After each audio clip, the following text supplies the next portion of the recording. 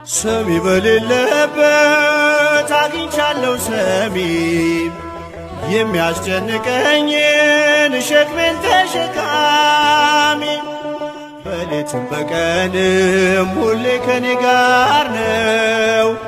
ሕይወቴን የሚፈቅድ ከቶ እንደርሱ ማን ነው? አሜን።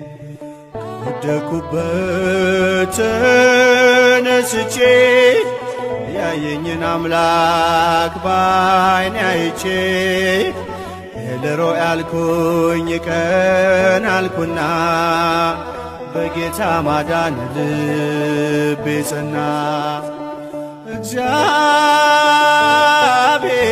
እግዚአብሔር እግዚአብሔር